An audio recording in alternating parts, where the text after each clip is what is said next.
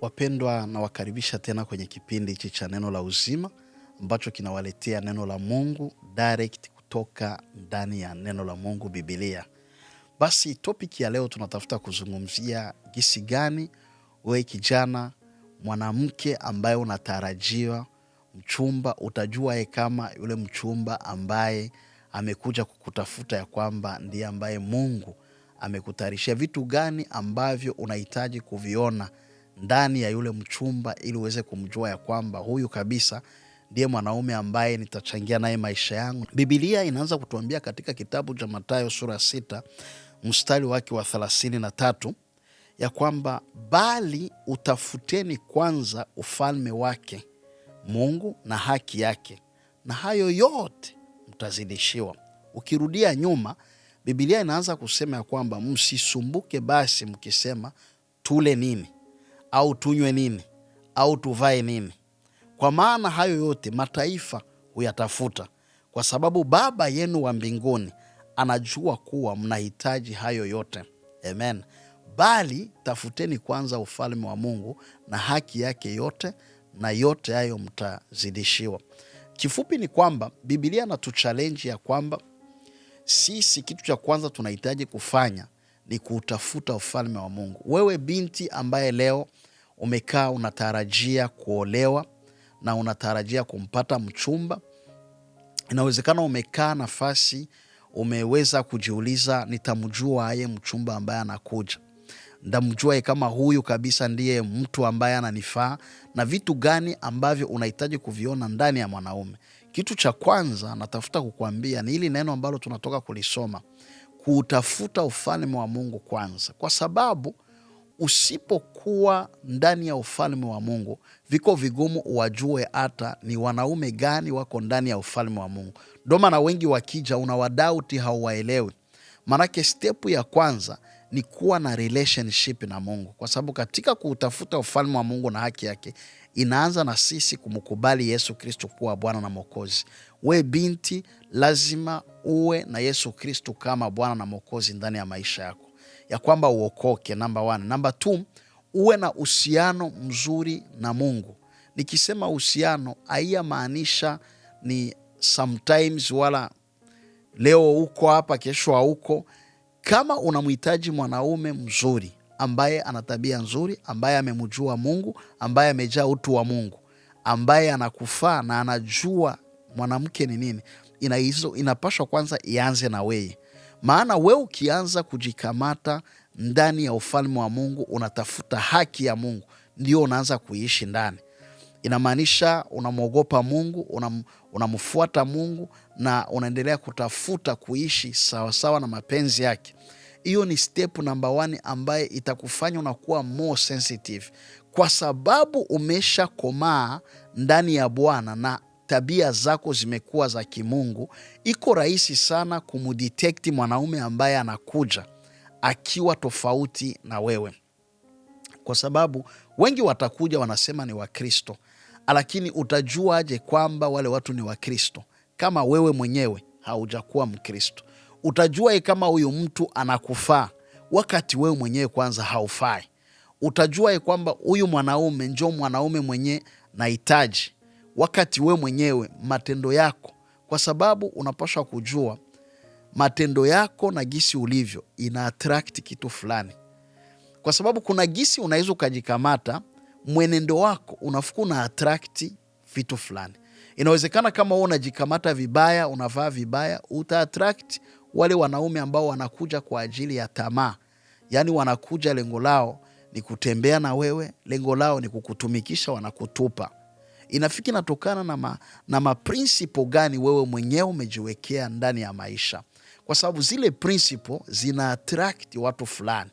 Kwa sababu ujue ya kwamba anayefanya step ya kukutafuta ni mwanaume, haiko wewe ndio unafanya step ya kwenda kumtafuta mwanaume. Sasa wewe binti, lazima ujitengenezee principle fulani, kwa sababu hizo principle ukizitengeneza zina attract watu fulani. Kwa mfano, nimeshaona zaidi mtu kama ni mwanakwaya anaimba ndani ya kwaya, ndani ya kanisa, mara nyingi unakutana na attract wa pastor, ana attract viongozi wa kwaya, wale njoo wanakuwa wanakuja.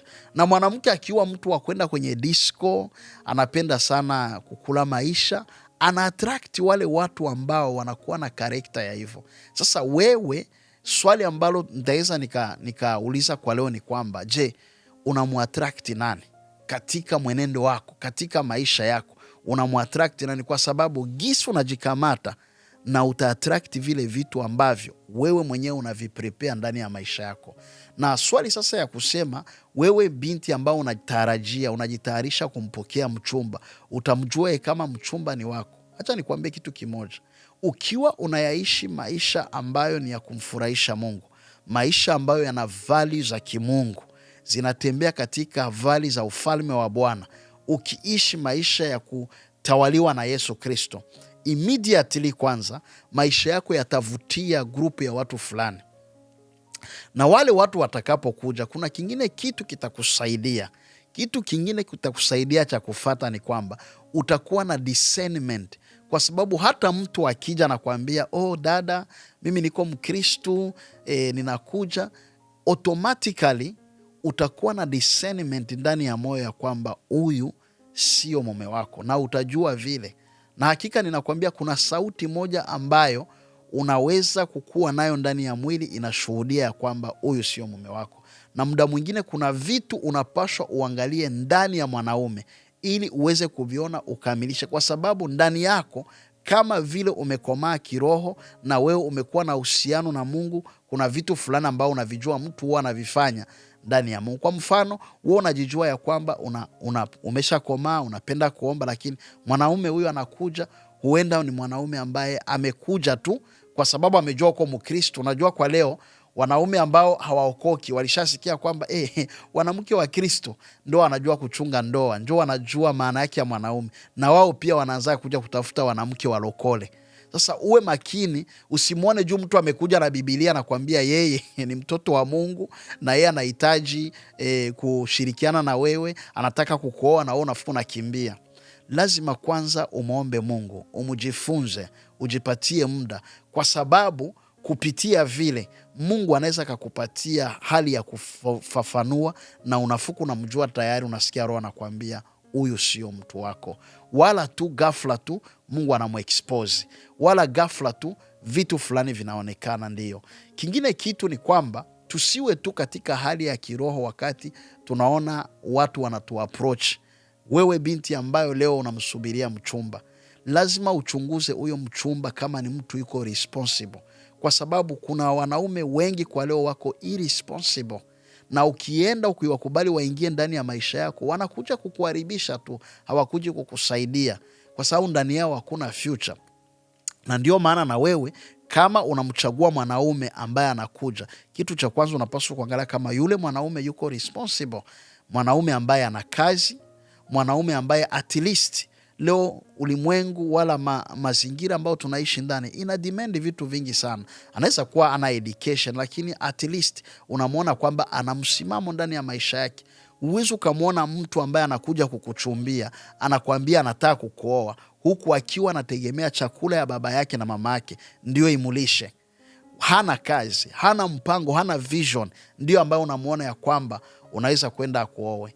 Vitu vingine ndio utadiseni kiroho, pia utumie hata hekima Mungu amekupatia katika mwili, uweze kudetermine ya kwamba mtu iko responsible, ameenea kabisa huyu kuwa pamoja na mwanamke. Na katika hiyo hali ya uchumba, na ndio mahali ambapo unaweza pia hata kumjua mtu anajikamata aje, tabia yake, kwa sababu Biblia inatuambia kwamba tuwe makini, tusiingie ndani ya ndoa kama gisi tunaingia katika vitu vingine, kwa sababu ndoa iheshimike na mtu yeyote.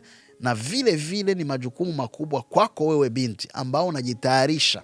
Una stepu fulani ambazo ninakusaidia nazo, zikusaidia. Nimekuambia kuna stepu ya kiroho ambayo inaanza na wewe binafsi. Uwe committed, uwe mtu ambao umesimama msimamo mzuri ndani ya Bwana, na ukuwe mtu ambao umekuwa na ushirika mzuri na Bwana. Cha pili, mtu ambaye anakujia, uangalie kama ule mtu yuko responsible. Vile vitu ambavyo vinamfanya mwanaume kuwa responsible unaviona ndani yake. Na cha tatu cha mwisho ambacho nimetaka kuzungumzia, acha roho wako akushuhudie, kwa sababu roho wetu anajua mambo mengi sana kuliko gisi sisi tunajijua. Biblia inasema kwamba tunakuwa na upako wa Roho Mtakatifu na tunayajua mambo yote, lakini unahitaji Roho Mtakatifu akusaidie ili ashuhudie na wewe. Mtu anaweza kuwa na amekuja ameeneza hivi vitu vyote, ana masomo, yuko responsible, ni wa kiroho sana, lakini inawezekana roho wako anakuambia amna, hauko njoo mtu ambaye utaishi naye. Na kweli kabisa, ukijisikia vile haupati amani, achana naye. Achana naye, maana yake haiko yule ambaye Bwana amekuandalia. Pia kunaweza kuja mtu mwingine vile vile, hana masomo, hajafika mahali unamhitaji, lakini unamwona yuko responsible, yuko kiroho na ni mtu ambaye anaelewa maisha at least. Sasa ni vitu vya kutumia pia hata busara na hekima ili ujue unachagua aje. Nataka kutia moyo wewe binti, usimame imara na uchague kwa makini, kwa sababu unapochagua vibaya maisha huwa yanakuwa mabaya. Kwa sababu leo tuna ndoa mbaya ambazo kwa sababu mabinti wakikimbilia kuingia ndani ya ndoa, wakimchagua mtu haraka, wakijuazia ndoa huyu, kumbe unajikuta wameingia kwa sababu wamevutiwa na hela, wengine wamevutiwa na sifa, wengine wamevutiwa na vitu vingi. Kwa sababu mwisho wa siku kuijenga ndoa haiko zile hela, haiko ile six pack ambao umeiona kwenye tumbo, haiko hata ile suti umemwona amevaa, haiko hata kule kuimba ambapo umemwona ameimba madhabahuni, haiko hata kuhubiri. Lakini inaomba uwe mwerevu na uwe makini sana, uangalie ni kitu gani ambacho nakichagua. Asante sana. Mungu akubariki na akuongoze, akutie moyo, akuende mbele katika chaguo lako. Bwana akubariki. Amen.